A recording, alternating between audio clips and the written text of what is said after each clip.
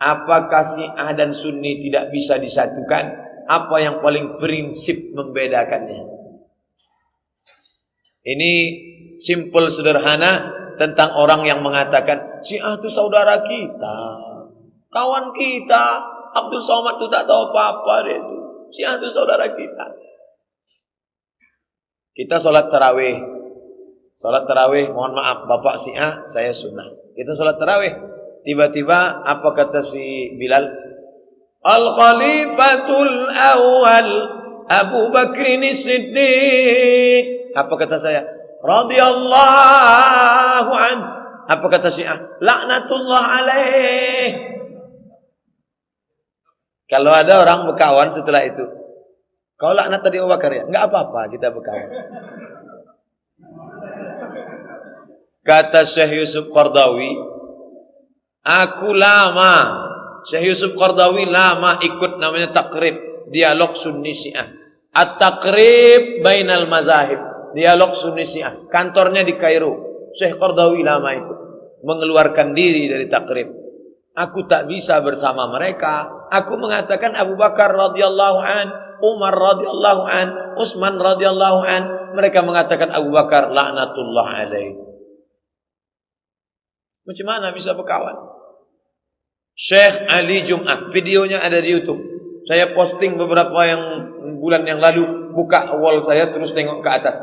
Apa kata Syekh Ali Jum'ah waktu dia sedang mengajar di Al-Azhar? Syekh, apa perbedaan kita dengan Syiah? Kata Syekh Ali Jum'ah, setelah ku hitung-hitung ada 5. Pertama, kita mengatakan Al-Quran sempurna. Kata mereka Quran palsu. Kedua, kita mengatakan sahabat Nabi radhiyallahu an. Mereka mengatakan sahabat Nabi laknatullah alaih. 3, kita mengatakan rukun iman itu 6. Mereka mengatakan rukun iman ada imam kepada imam 12. Siapa yang tak beriman kepada imam 12, kafir. Keempat, kita mengatakan Allah itu ilmunya sempurna. Mereka mengatakan Allah tak tahu apa yang akan terjadi. Namanya fada. Namanya bada. Bada ya bedu, bada. Bukan bada. Itu cap bada. Badaun. Artinya Allah tak tahu apa yang akan terjadi di masa akan datang. Namanya bada. Yang kelima, mereka ini taqiyah. Taqiyah menutup-nutupi diri. Waktu saudara kita dari FPI, BPI menangkap ini orang Syiah, ditanya, kamu Syiah ya? Enggak, saya ahlu sunnah. Coba sholat. Ditunjukkan ya sholat ahlu sunnah. Pas dibuka tasnya, dapat turbah Karbala. Syiah. Saya kamu. Saya Syiah yang moderat. Beda-beda tipis moderat sama mudarat. Untuk mempersatukan umat Islam masih bisa kan Islam mengangkat khalifah. Kalau orang Kristen ada pastor, mereka tetap bersatu Pak Ustaz. Mana pula bersatu? Yang di sini sama yang di Ahmad Yani tak mau. Yang di sini sama Ahmad Yani tak mau. Tak mau, tak ada bersatu. Ini tak mau mengakui. Ini tak mau mengakui Protestan, tidak mau mengakui Benediktus. Benediktus pengganti Franciscus, pengganti Benediktus, pengganti Paus Paulus tidak mau diakui oleh Protestan karena mereka memprotes kepausan. Kenapa tak nikah-nikah? Protes. Kenapa minta ampun pakai kertas? Protes. Karena banyak protes, itu maka disebut Protestan. Jadi kalau di masjid bapak banyak sedikit protes, panggil dia, Protestan. Sik memprotes saja kerja-kerja awam. Mereka tak bersatu. Tahsabuhum jami'an wa qulubuhum syatta. Kalian sangka mereka bersatu, padahal mereka tak bersatu. Nomensen, Katolik, Protestan. Yang di Suriah Maronit, yang di Mesir Koptik, ditambah lagi Ortodok Afrika, ditambah lagi Metodis. Nomensen. Yang belakangan muncul yang baru namanya Saksi Jehovah. Saksi Jehovah mengatakan Yesus bukan Tuhan, hanya Nabi utusan Tuhan. Jehovah tak diakui. Jehovah ini dianggap murtad. Jehovah sekarang sedang terkucil. Ikuti perkembangan mazhab-mazhab mereka. Pertanyaan yang penting, mungkinkah kita mengangkat khilafah? Ya. Masa dalam kitab Musnad Ahmad bin Ambal kita ini terbagi 5. Yang pertama masa kenabian, yang kedua khulafa Rasyidin, yang ketiga muncul Al-Malikul A'id, raja yang menggigit, yang keempat raja yang zalim kacau balau, yang kelima akan muncul khilafatun nubuwah. Kita ini sekarang masa yang berapa? Ini yang kacau. Yang kacau. Dulu proklamasi, sekarang reklamasi.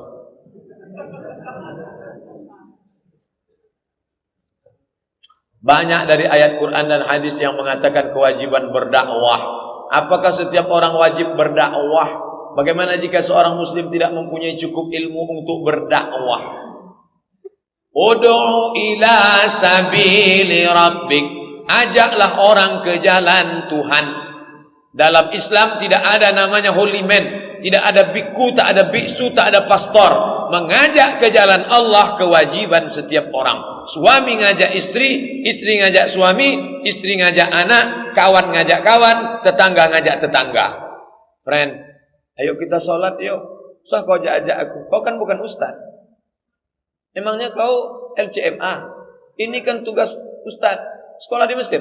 Saya dari ITB. Insinyur kan? Iya, urus saja mesin-mesinmu itu. Masalah ngajak itu kewajiban bersama. Tapi masalah mengeluarkan fatwa itu alim ulama.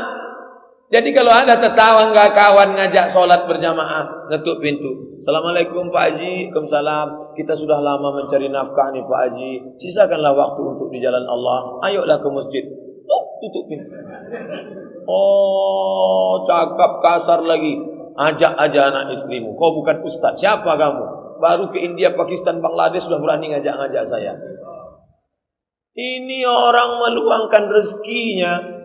Mereka datang itu dengan titik puluh keringatnya, meluangkan waktunya, meluangkan kesempatan dengan anak istri berkumpul, diluangkannya itu untuk mengajak orang ke jalan Allah. Mereka sedang berdakwah. Mereka inilah yang dai. Maka kalau disebut dai kita Ustaz Abdul Somad, enggak. Abdul Somad tidak pernah mengajak orang ke jalan Allah. Abdul Somad menceramahi orang yang sudah di dalam masjid. Masyarakat ini 10, yang ke masjid itu 5, yang rajin sholat subuh itu 2, yang 2 inilah yang diceramahi sholat. Inti, ini Densus 99 semuanya. Pasukan khususnya itu. Yang berdakwah itu mana? Yang masuk ke kampung-kampung. Yang masuk, insya Allah nanti kita akan ajak adik-adik kita yang berdakwah di pedalaman suku Sakai, Talang Mamak, Talang Perigi, suku Akik, suku Laut. Mereka inilah yang dai-dai. Dia tidak LCMA, dia tidak profesor doktor, tidak pernah ke Kairo, ke Makkah.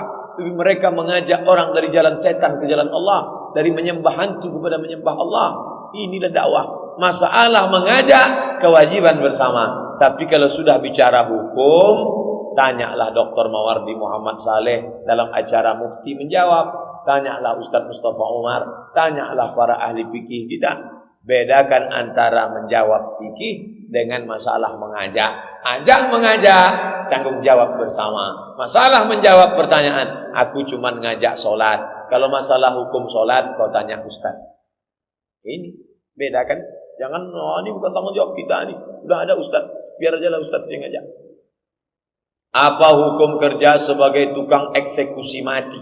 Sementara itu tugas dari atasan. Berdosa enggak Pak Ustaz?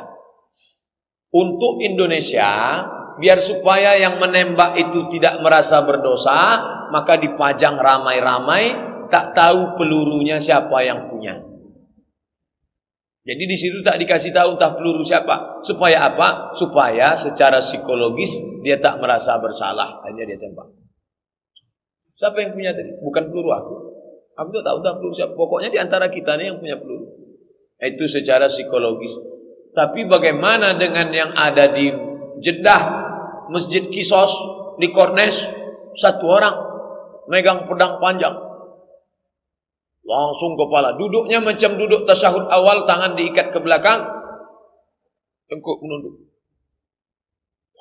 Macam batu di belakang. Putus. Menyembur darah. Disemprot bersih. Saya menengok 3 kali. Menengok. Selesai saya menengok tu balik 2 hari tak makan. Hilang selera makan. Pulang dari tempat pemotongan naik taksi, kokar, jamu panjang. Minen entah, dari mana kamu?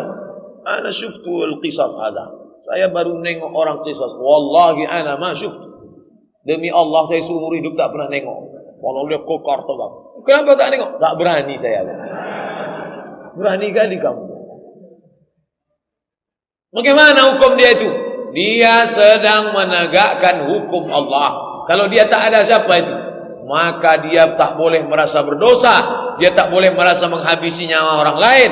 Psikologis dia harus dikuatkan. Maka dia itu harus diceramahi 4 mata. Kamu sedang melaksanakan hukum Allah. Kalau tidak, maka kalau tidak dia nanti terasa bersalah. Aku sudah bunuh, aku sudah bunuh, aku sudah bunuh.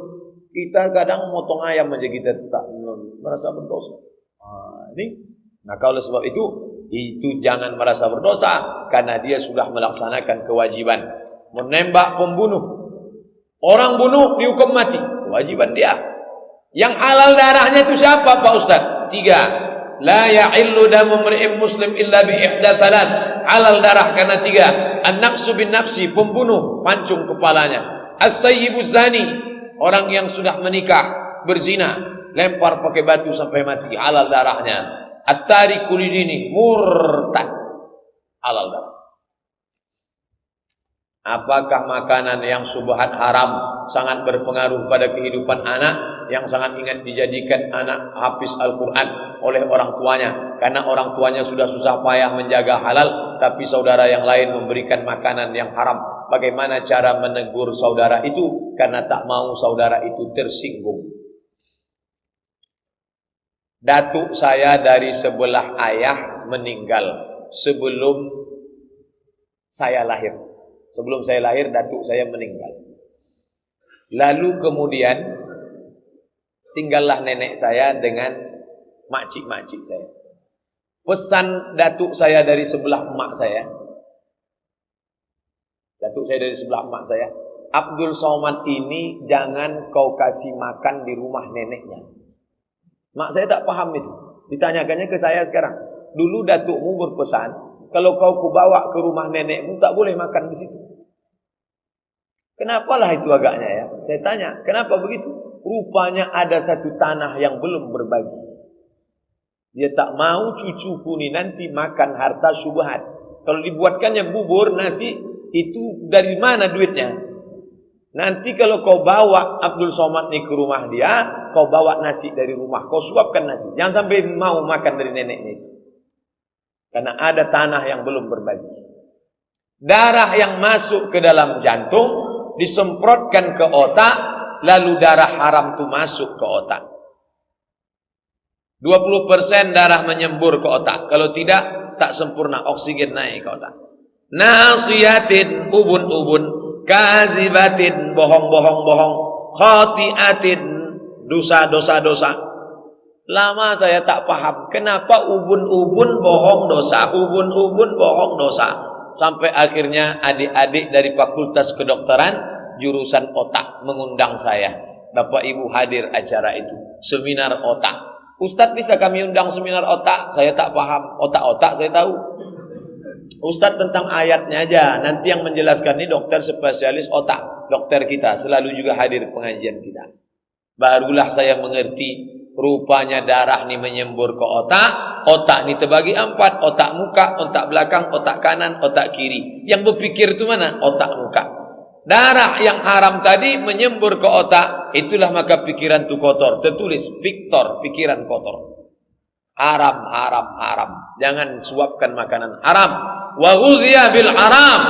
Ghudhiya bil haram. Setengah mati ustaz mengajar di sekolah tak masuk. Karena masuk haram-haram. Na'udzubillah. Saya sangat prihatin. Tersinggung. Tak perlu tersinggung. Nenek makcik saya tak tersinggung. Mak saya bawa nasi. Tak pernah tersinggung. Bawa. Ini anak. Karena kalian belum berbagi. Ada tanah. Sebagian sudah. Ada satu yang belum kalian bagi. Saya sangat perhatian dengan serial India. Yang menjamur. Banyak orang tua gemar menonton dengan anak-anak. Bagaimana orang itu Pak Ustadz? Apakah dapat mempengaruhi akidah anak? Komplitlah sudah. nasiyatin kadzibatin khati'ah. Nonton pula putaran. Macam-macam namanya. Oleh sebab itu ini jangan ditonton. Bagaimana caranya Pak Ustadz? Belikan flash disk.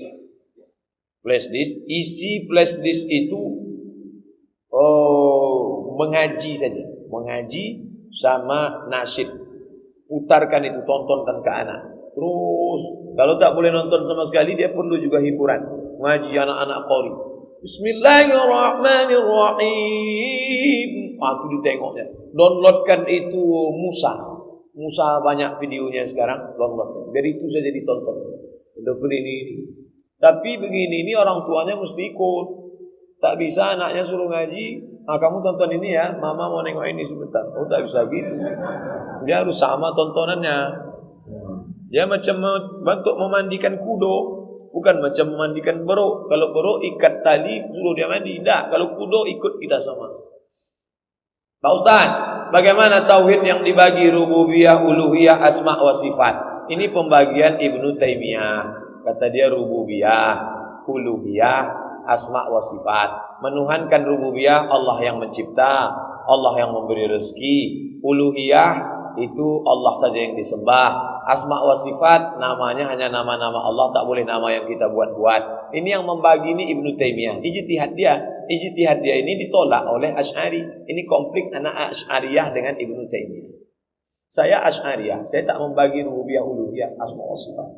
Bagaimana orang yang meyakini Allah duduk di atas arsy? Kafir.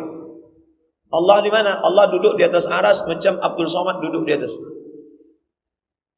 Kafir. Ayat yang mengkafirkannya mana? Dua. Laisa kamitslihi syai'un. Allah tak sama dengan apapun. Ayat yang kedua, walam yakul lahu kufuwan ahad. Ustaz sudah bahas dalam tertulis. Sudah. Mana dia? Dalam buku 37 masalah populer, dalam judul memahami ayat-ayat mutasyabihat. Ar-Rahmanu 'alal arsy istawa.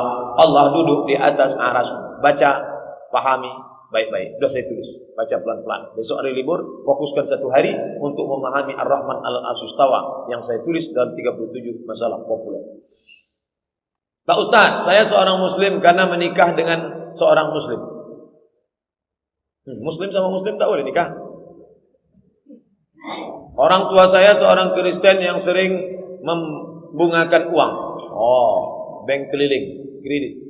Setelah dia meninggal, uang orang tua saya ada 9 miliar di bank. Hasil dari membungakan uang. 5 bersaudara dibagilah uang itu masing-masing. Bagaimana cara saya untuk membersihkan uang riba? Karena saya sudah muslim Pak Ustaz. Uang orang kafir halal. Yang haram itu uang orang Islam. Itulah enaknya jadi anak orang kafir. Kalau bapak dikasihnya halal. Bapak 2 miliar. Boleh. Bapak mau keluarkan zakatnya. Keluarkan zakatnya. Habis itu pakailah. Saya tak mau pakai. Halal. Illa ma qad salaf. Kecuali yang sudah salaf. Salaf itu artinya zaman dulu. Waktu Abu Bakar. Waktu orang kafir itu masuk Islam. Apakah ketika orang kafir itu masuk Islam dikatakan Nabi, hai orang kafir, semua harta yang riba dulu bakar? Tidak. Semua harta orang kafir pencariannya waktu Islam, setelah dia masuk Islam tidak disuruh Nabi bakar. Karena dia ulang dari nol, dosanya saja bersih, tapi hartanya itu tidak diulang dari nol. Mana hadisnya bahwa Nabi menyuruh orang kafir yang masuk Islam semua hartanya? Maka harta dia itu kalau mereka membagi bapak, tak marah dia bapak masuk Islam, maka halal itu bagi bapak. Sedekahkan, keluarkan zakatnya, infak, wakaf, sedekah. Kalau zakat mal boleh tak kita berikan kepada anak yatim yang susah dan orang yang tak punya penghasilan? Innamas shadaqatu lil fuqara, fakir, wal masakin, miskin, wal amilina 'alaiha, amil, wal muallafati qulubuhum, orang masuk Islam, wa fir riqab, budak hamba sahaya mau merdeka, wal gharimin, orang yang terlilit utang, wa fi sabilillah, untuk perang, wa benis sabil, untuk orang putus belanja. Ada anak umur 5 tahun, 10 tahun sekolah, bapaknya meninggal, susah, kita kasih dia, bukan karena yatimnya, karena susahnya. Kalau dia tak ada income sama sekali, fakir, ada income, dia jual koran, kerja di dosmir, cuci mobil, ngamen, maka dia miskin. Ada income tapi tak mencukupi kebutuhan, maka dia masuk dalam asnaf fakir miskin. Kasihlah. Bagaimana hukumnya merayakan ulang tahun pakai lilin seperti orang-orang barat? Man tashabbaha biqaumin, siapa yang ikut-ikut tradisi suatu kaum, fahuwa minhum, maka dia bagian dari tradisi kaum tersebut. Ustaz pandai ceramah, memangnya Ustaz tak pernah tiup lilin? Pernah. Saya pernah tiup lilin waktu mati lampu. Saya hidupkan lilin, habis itu saya tiup. Tapi saya tak meminta. Yang haram itu dimintakanlah doa untuk setahun akan datang. Tiup nak, kata maknya, tiupnya. Kau minta apa? Laptop. Bulan depan maknya ulang tahun. Tiup ma, kata suaminya. Mama minta apa? Tas kulit. Bulan depan suaminya pula ulang tahun. Tiup pa. Papa minta apa? Bini. Baru tahu. Man tashabbaha biqaumin, siapa yang ikut-ikut tradisi suatu kaum, fahuwa minhum, maka dia bagian dari kaum itu. Bagaimana di akhirat nanti? Wa husyira yaumal qiyamati ma'ahum, nanti di akhirat dia akan dibangkitkan bersama kaum tersebut. Yang menyembah api itu siapa? Majusi, Cina, Konghucu, menyembah api. Maka nanti di akhirat jangan heran dia dibangkitkan bersama Jet Li, Jackie Chan, Chow Yun Fat dan macam-macam. Jangan ajak anak-anak kita. Anak ustaz, anak saya, anak adik saya tak boleh. Anak orang lain yang saya bisa ceramahi saya kasih tahu. Anak saya, anak adik saya, anak keponakan saya tak boleh tiup-tiup lilin. Saya tanggung jawab di hadapan Allah SWT. Maka keponakan saya udah sekian tahun tak boleh. Jangan, tak boleh tiup lilin. Di beberapa tempat ada yang menganggap bahwa ada hari-hari, bulan-bulan yang tak baik, bahkan dilarang melakukan acara pernikahan. Misalnya bulan Zulqa'dah, semua bulan baik, semua hari baik, nikahlah. Bulan Zulhijjah, nikahlah. Bulan Zulqa'dah, nikahlah. Bulan Syawal, nikahlah. Nikahkan anak, nikah. Ini semua kebaikan diberikan Allah Subhanahu wa taala. Apa hukum pendapat itu Pak Ustaz? Kalau sampai diyakininya rusak tauhidnya. Jika nikah bulan ini, maka nanti peruntungannya berarti ada kuasa selain Allah, ada manfaat, ada mudarat selain Allah. Bulan itulah yang merubah nasib. Ini namanya ilmu nujum. Perputaran matahari berpengaruh kepada nasib, haram, tak boleh. Bolehkah menghadiri undangan pernikahan non-muslim? Acaranya di mana? Acaranya di Hotel Pangeran. 2 tempat. Untuk makanan muslim, untuk makanan non-muslim. Saya kemana nih bawa piring? Sana Pak, Bapak muslim. Ya sana. Datang Bapak tu jamaah An-Nur, singgah dia. Ini untuk non-muslim Pak. Saya mau ngetes kuahnya aja sedikit. Tak boleh. Kalau acaranya dibuat di sini, tak boleh. Di Hotel Pangeran, di Hotel Arya Duta, di hotel mewah, boleh. Di rumah dibuatnya 2 kemah. Kemah muslim, kemah non-muslim, boleh. Acara misanya jangan datang. Datang, selamat, pulang. Tapi kalau dibuat acaranya di sini, jangan. Kenapa? Menimbulkan fitnah, syubhat. Tiba-tiba Ustaz Abdul Somad lewat. Saya tengok mobil Bapak parkir di situ.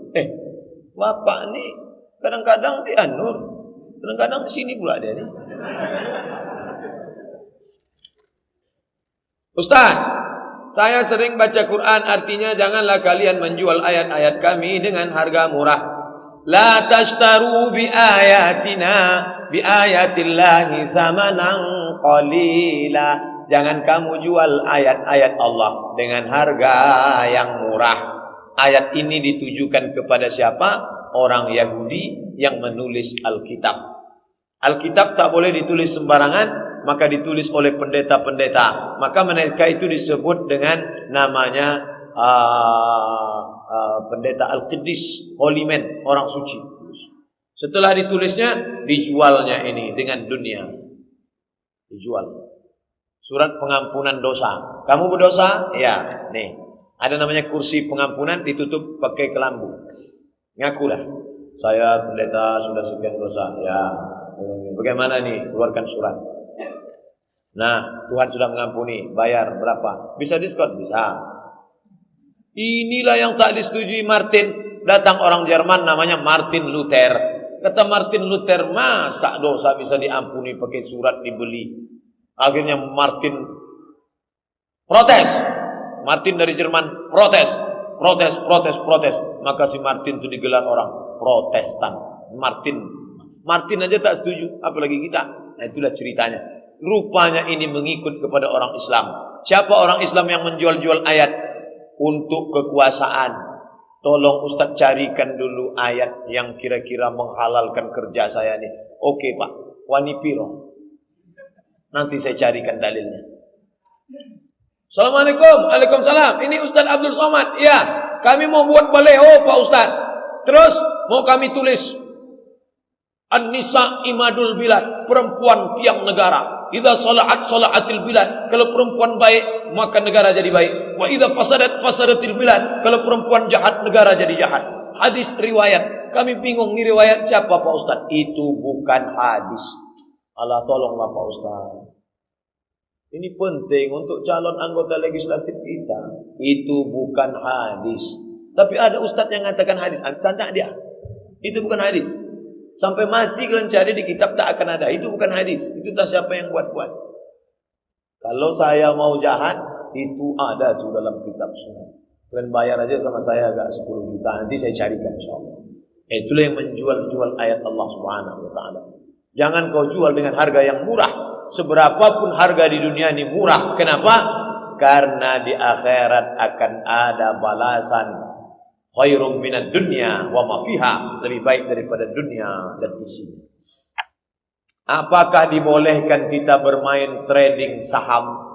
Apapun nama transaksinya, sampai akhir zaman nanti terus mengalami perkembangan pesat. Maka kalau selamat dari 3 halal, tidak ada ghish, tipu, tidak ada zulm, aniaya, tidak ada gharar, gambling, ketidakpastian, halal. Kalau ada ghish, ada zulm, ada gharar, haram. Pikirkan sendiri, renungkan sendiri, ada tak yang 3 itu? Kalau ada, haram. Mustikah 3-3-nya? Tidak. Ada saja 1. Gharar, gambling, ketidakpastian, ghish, tipu, zulm, aniaya, haram. Anak saya sudah meninggal dunia, innalillah. Ayah saya sudah meninggal dunia, innalillah wa inna ilaihi. Ibu saya masih sehat, alhamdulillah. Punya tanah, dapat dari warisan orang tuanya. Ibu saya masih sehat, punya tanah, dapat dari warisan orang tuanya. Tanah tersebut kemudian dibangun ayah saya rumah. Paham? Tanah punya ibu, rumah punya ayah. Apakah tanah dan bangunan tersebut menjadi warisan buat kami sebagai anak-anaknya? Tanah itu tetap punya almarhumah ibu. Karena orang menikah hartanya tidak otomatis berpindah. Jangan katakan ketika kita nikah sama istri kita, lalu kita katakan, Adinda, sejak hari ini kau adalah istriku dan aku adalah atasanmu, maka semua hartamu yang kau dapat dari bapakmu, datukmu, moyangmu itu semua sudah punya aku. Ajarkan anak-anak perempuan kita, kalau kau nikah nak, hartamu tidak jadi harta suamimu, harta masing-masing.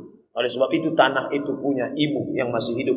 Rumahnya, nah itu terserahlah bagaimana. Mana bisa kami jual rumah tak? Musyawarah, jangan berkelahi. Wa amruhum syura bainahum. Duduk bersama, duduk. Saya diundang. Ustadz datang ke rumah kami, insya Allah datang. Saya sangka undangan kenduri makan-makan, rupanya 2 kelompok mau berkelahi masalah harta warisan. Terus siap mau menerkam. Mereka cuma ngundang wasit aja.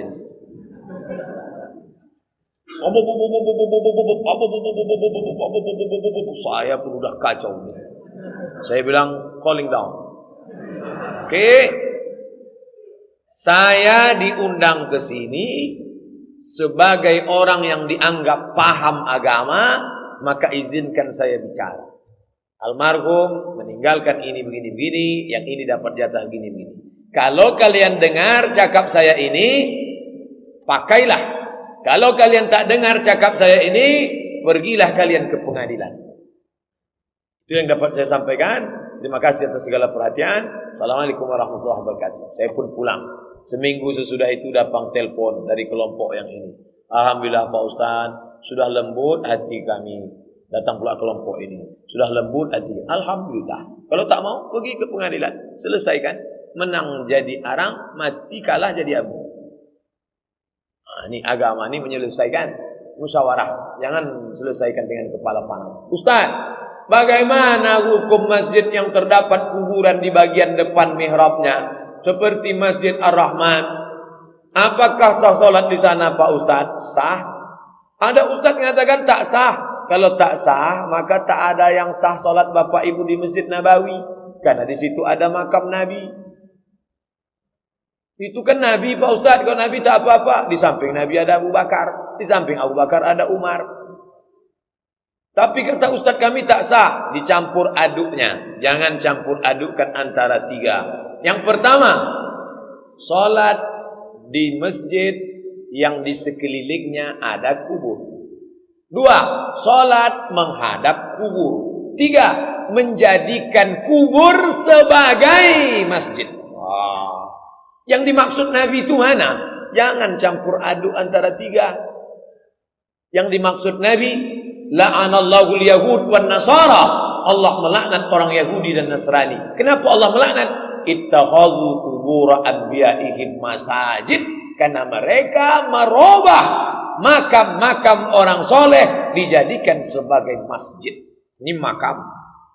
Diratakan makam itu, dibuat masjid di atas. Itu yang tak boleh. Untuk ngalap barokah. Sampean Arab nanti, Arab ngalap barokah. Maka kubur, ini kubur Abdul Somad, diratakan dengan ekskavator, dibangun masjid di atas. Masjid As-Somad. Siapa yang sholat di atas, itu yang dilaknat Allah itu. Adapun sholat yang ada masjid di sampingnya, kubur, ada kubur, maka tidak menjadi masalah. Sudah saya bahas dalam 37 masalah populer tentang masalah sholat di masjid yang ada kubur. Saya punya utang 150 juta. Saya mau jual saja rumah kontrakan, dapatlah agak 500. Saya punya kemauan untuk mengumrohkan adik dan abang saya yang hidupnya hanya pas-pasan. Kalau rumah itu laku, tangan kanan tak boleh tahu kalau kita memberi tangan kiri. Bagaimana halnya kalau saya diam-diam saja, tak perlu tahu istri dan anak-anak? Jamaah udah tahu.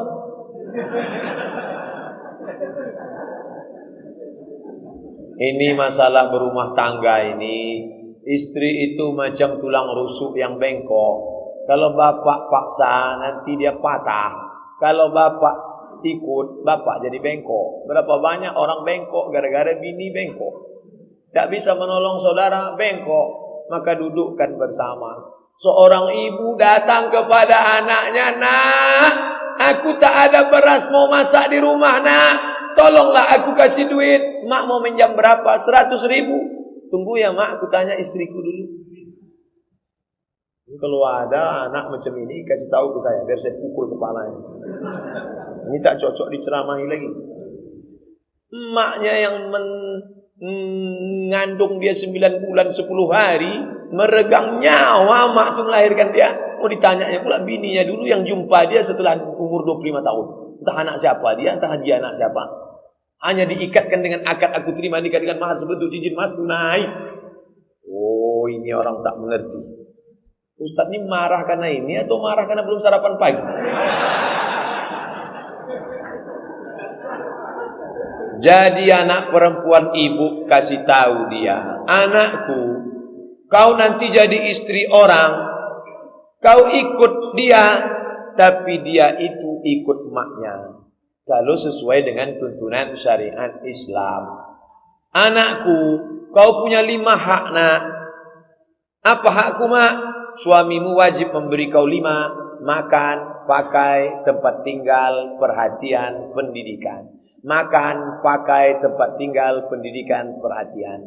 Masalah dia mau membelanjai orang tuanya, hasil dari usaha dia, itu bakti dia nak. Tak usah kau urus-urus.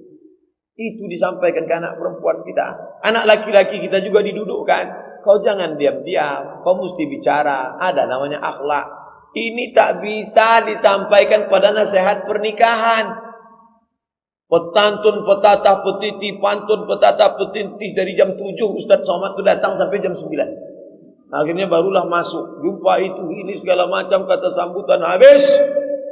Sungkem itu, ini menangis-nangis, meraung-raung, meratap. Habis jam 11. Berikut ini marilah kita dengarkan nasihat pernikahan. Dari Al-Mukarram Ustaz Abdul Somad LC. Tak cukup. Bukan begitu menasihati anak. Dudukkan dia satu hari. Panggil Ustaz Mustafa Umar. Ustaz, anak saya ini mau menikah 3 hari lagi. Tolong Ustaz nasihati dia. Begitu nasihat. Dudukkan dia. Itu nasihat pernikahan itu seremonial belaka. Hanya mencukupkan penderitaan saja. Orang dari tadi menunggu makan, datanglah Ustaz Abdul Somad ceramah. Apa kata orang? Inilah pelengkap penderitaan kamu. Tuh. Bukan begitu menasihati nikah.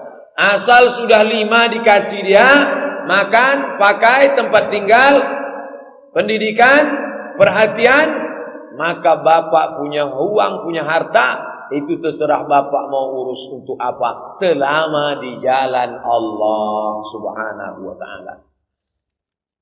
Istri saya meninggal tahun 83. Anak-anak masih kecil, maka pembagian warisan untuk anak-anak belum saya lakukan saat itu. Sampai sekarang tanah sekitar 500 meter persegi. Anak-anak saya sudah sukses semuanya. Saya ada keinginan membangun TK Islam di tanah tersebut. Menurut Ustaz, apakah saya wajib membicarakan lebih dahulu dengan anak-anak yang merupakan hak miliknya? Ya. Bapak duduk, kumpulkan anak-anak. Anak-anak dulu almarhumah emak kalian meninggalkan tanah 500 meter persegi. Sekarang tanah itu ada. Aku amanah, tak kujual untuk kawin lagi. Begitulah aku amanah menjaga harta emak kalian. Kalian kujaga, harta itu pun kujaga. Ini perlu dibangkit supaya jangan mereka nanti macam-macam. Sekarang di hari tuaku, aku ingin almarhumah dapat pahala yang baik. Kalau kalian setuju, mau kubuatkan di situ TK Islam atas nama almarhumah emak kalian, insya Allah pahalanya akan mengalir. Itu jadi amal jariah kalian. Setuju? Caranya diundang dia, cerita dulu karena mereka sudah mapan. Kata mereka setuju, Pak. Anak-anaknya setuju, bininya pula tak setuju. Ini yang jadi masalah nih.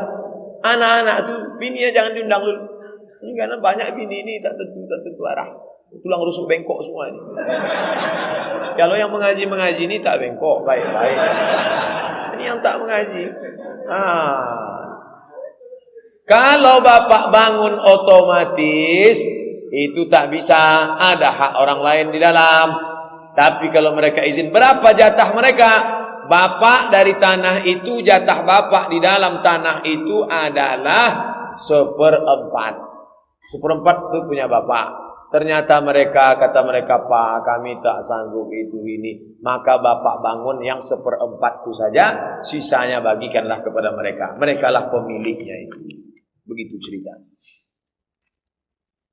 Saya umur sudah 18 tahun. Suka juga mengikuti kegiatan keagamaan. Saya suruh anak agar dia ikut di saya. Oh, maksudnya 81 tahun. Karena 18 tahun punya anak tahu. Saya suruh anak agar ikuti saja. Baik jamaah tabligh, jamaah salafi. Pokoknya tak menyalahi syariat. Saya bilang kajian-kajian agama manapun bagus. Ikuti, mana-mana bagus. Bagaimana pemikiran saya nih Pak Ustaz? Bagus. Tak ada salah. Cuman kalau satu tabligh, satu talafi berkelahi juga nanti dia. Banyak sudah satu kasus. Tapi insya Allah karena bapak masih hidup, mereka segan berkelahi. Apapun nama kelompoknya, ini wasilah, jalan.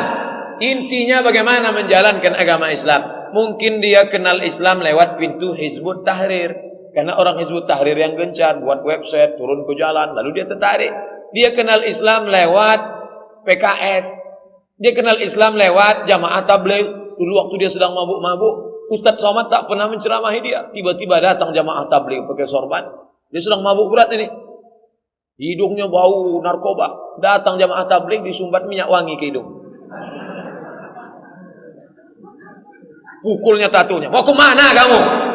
Mau masuk neraka ya? Tobat dia. Itu pintu masuknya saja. Pintu masuknya. Setelah itu dia pun taubat nasuha. Baik.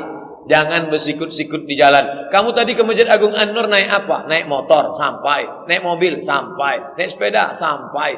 Saya tadi naik pesawat pula. Jauh dari luar kota. Sampai. Itu jalan. Jangan bersikut-sikut di jalan. Berkelahi di jalan.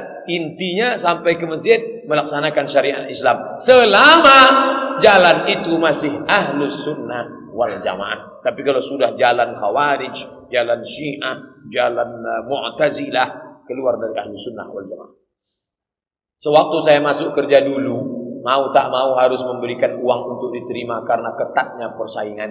Saya sudah bekerja belasan tahun, prestasi bagus, membuat saya punya jabatan. Saya hanya berpikir-pikir bagaimana caranya agar kehidupan keluarga di akhirat nanti. Apakah bisa bersih hidup keluarga saya jika saya melakukan sholat taubat dan sering-sering mengikuti majelis ilmu di masjid-masjid atau musola. Cerita masuknya dulu gimana?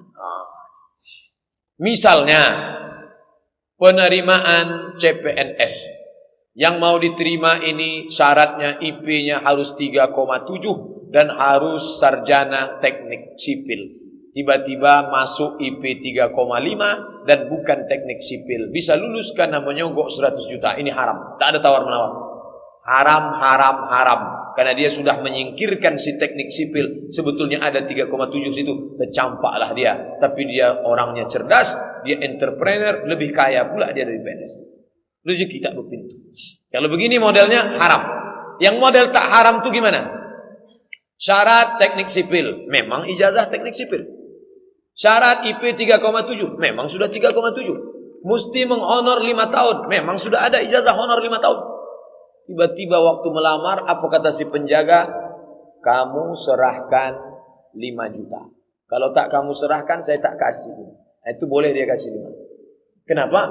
Dia mengambil hak dia. Itu tak haram. Tapi penjelasan ini mesti dengar baik-baik. Kalau tidak nanti muncul isu Abdul Somad menghalalkan korupsi. Menghalalkan sogok menyogok. Ar-Rashi wal Murtashi finar. Tengok dulu kasusnya. Memang IP dia 3,7. Memang dia sudah menghonor 5 tahun. Memang dia sudah sarjana teknik sipil. Hanya saja si penjaga ini mengatakan, ini gulai, dia suka pegang sendoknya. Ini punya kamu memang. Iya, marilah kasih ke piring saya. Wani piro sampean. Mau berapa? 5 juta. Bayarlah.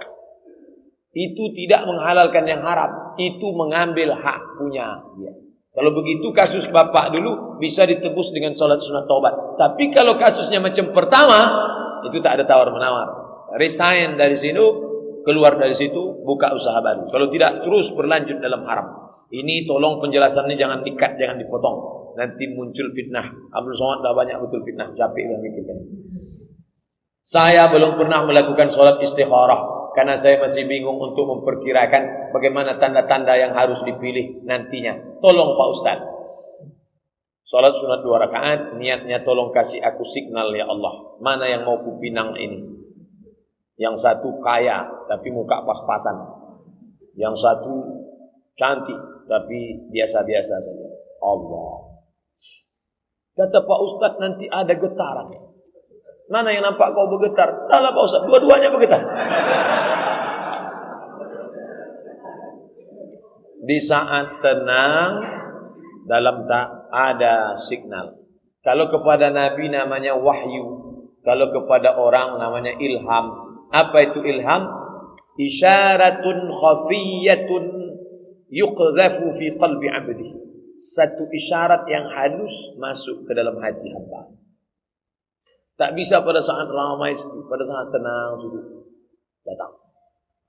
Tanya pendapat orang, garis kertas ini 2, garis 2. Plus minus. Kalau aku putuskan ini untung. Ini rugi-ruginya. Sekarang aku bingung, aku mohon petunjukmu ya Allah.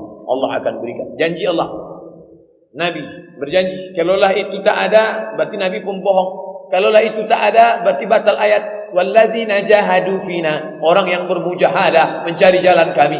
Lanahdiyannahum subulana. Kami akan menunjukkan jalan kami. Tinggal 1 lembar sembah lagi. Karena rumah saya dekat musola, maka saya melakukan sholat rawatib selalu di rumah. Kadang-kadang ada juga terjadi menjelang sampai di rumah, angin keluar. Saya ambil wudhu lagi. Apakah boleh Pak Ustaz? Sholat sunat rawatib di rumah bagus. Nabi sholat sunat rawatib di rumah. Jarak rumah Nabi ke mimbar 25 meter. Ini mimbar, jalanlah 22 meter. Oh, 22 meter itu rumah Nabi. Kalau ada rumah bapak 22 meter dari mimbar, sholat lah. Atau dia dekat pakai sepeda motor atau naik sepeda atau jalan kaki cepat, sholat sunat rawatib. Abdul Somad sholat sunat rawatib kalau masjid dekat rumah, saya di rumah. Kadang-kadang saya di masjid. Menjelang sampai di rumah, rawatib selalu di rumah. Kadang-kadang ada juga terjadi menjelang sampai di rumah angin keluar. Saya ambil wudhu lagi. Ya boleh, rawatibnya di rumah, habis itu ambil wudhu lagi. Jangan menahan kentut. Tahan kentut sampai biru muka menahan kentut. Jumpa sama kita pun, belain wajah bapak ini. Adalah Pak Ustaz. Saya bekerja sebagai manajer di perusahaan BUMN. Uang gaji, bonus dan lain-lain halal. Saya pergunakan untuk makan, sekolah anak-anak, buat rumah, investasi dan lain-lain bermanfaat dunia dan akhirat. Alhamdulillah. Sementara saya mendapatkan banyak uang juga dari kiri kanan. Setidak-tidaknya agak kelabuan lah. Kelabuan. Yang saya pakai untuk hal-hal yang konsumtif saja. Saya rencana sudah mau berangkat haji 2 tahun lagi. Sesuai porsi yang saya pergunakan jelas dari gaji dan bonus. Saya tanya, bagaimana hukum syariat agama dengan posisi saya di atas tadi? Apakah dibenarkan Pak Ustaz? Tetaplah bekerja di situ, ambillah yang halal-halal saja. Adapun yang abu-abu tadi, kalau bisa tak diambil, tak usah ambil. Tapi kalau atasan maksa, ambillah. Kalau tak kamu ambil, ini akan dikembalikan kemana? Ke negara, tak jelas itu, ini segala macam. Ambil saja. Tapi jangan bawa pulang ke rumah. Letakkan ke panti jompo, panti yatim, anak susah, fakir miskin, janda-janda tua. Janda muda jangan. Yang tua-tua. Silakan. Nah ini niatnya bukan niat sedekah. Ingat, niatnya bukan niat sedekah. Tak bisa bersedekah dengan uang haram, uang subhat. Niatnya mengembalikan uang umat kepada umat. Umat ini yang punya, ini umat ini, Pemprov ini yang punya, dikembalikan kepada umat. Hadhihi ummatum ummatatu, idhi ummatukum ummatan wahidah. Inilah ujian yang berat. Ujian menahan makan puasa banyak tahan. Ujian mendengar pengajian banyak. Tapi ujian duit kanan kiri abu-abu tadi berat luar biasa. 100.000 Pak Ustaz. Haram. 10 juta haram. Serahkan ke lembaga yang dinikmati orang banyak. Terima kasih perhatian Bapak Ibu. Mohon maaf atas segala kesilapan. Subhanakallahumma wa bihamdika asyhadu an la ilaha illa anta astaghfiruka wa atubu ilaik. Wa sallallahu ala sayyidina Muhammad wa ala alihi wa sahbihi wasallam. Walhamdulillahirabbil alamin. Assalamualaikum warahmatullahi wabarakatuh.